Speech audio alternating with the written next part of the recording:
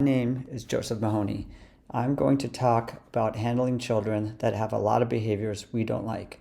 Screaming, biting, saying no one loves them, throwing things, not listening. First of all, let me say these children are normal.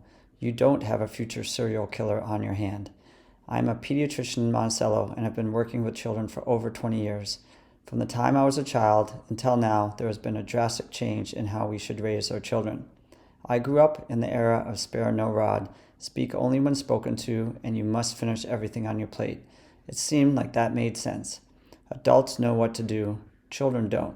So adults punish children when they are misbehaving, either through yelling, timeouts, or spanking.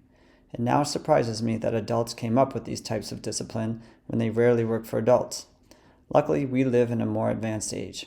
However, we as parents need to learn a better way to raise our children and deal with their meltdowns, because for most of us, that was not modeled well by our parents, even though they loved us just as much as we love our children. You may have heard of a phrase called oppositional defiant disorder. That is used for children that seem to be easily annoyed, lose their temper, are angry, argue, or are spiteful. I use the word seem because the problem with this diagnosis is that it blames the child. Let me rephrase how we should think about this. It is not the child, it is the environment. If I started to yell at you right now, telling you about something you did wrong, and punishing you for it, you would probably stop watching right now. It is no different than your child. They don't wake up trying to do bad things. In fact, many of the times, they didn't even know they did a bad thing. But then they get in trouble, and that is when things can escalate to worse behaviors if not handled correctly. About 10 years ago, I learned about something that has dramatically helped with almost all my patients who are having lots of bad behaviors. It is called rejection, sensitive, dysphoria. That is a big set of words. What does it mean? Children feel rejected when you tell them that they did something wrong. They are sensitive. Kids tend to love big when they are behaving well. They love hugs, cuddling, and animals.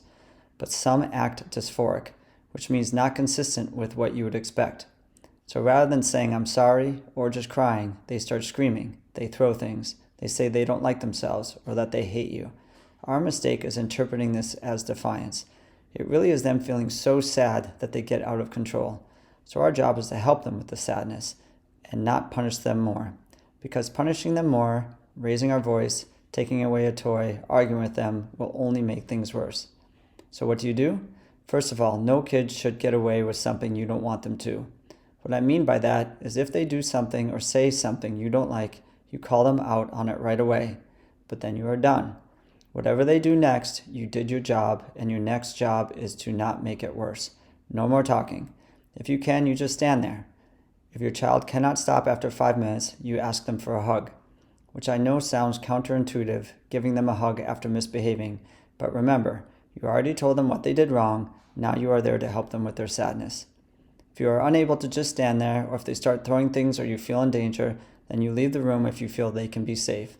Do not engage with your child, as it will just set them off more. After 5 minutes, return and give them a hug if they are not calmed down. If they are, praise them. If you are in a situation where you know they are about to hit, bite, throw, or scream, try to catch them ahead of time and tell them thank you for not hitting, biting, throwing, or screaming, whichever they normally do. It will catch them off guard, and now they didn't do the negative action and got a positive comment.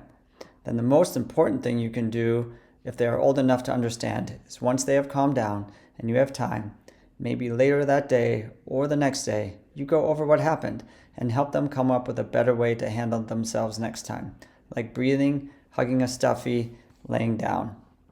We need to make the negative comments brief and the positive comments longer. I am personally not good at that. I can speak for sentences about how my child's room isn't clean. Why isn't it clean? I've asked you multiple times. If you don't clean it, you cannot do such and such. Do you want to live like this forever? But when I am praising them, I am done after one sentence. Great job cleaning your room. So we need to get better at positive comments and make them more frequent. That is all easier said than done. We all lose our patience. How many times have you gone to bed regretting not saying more praise to your child that day? This other type of parenting really does work, and the best part is that at the end of the day, you tried helping a sad kid rather than yelling at a defiant kid all day. We as parents are very good at comforting a sad kid. We can do this.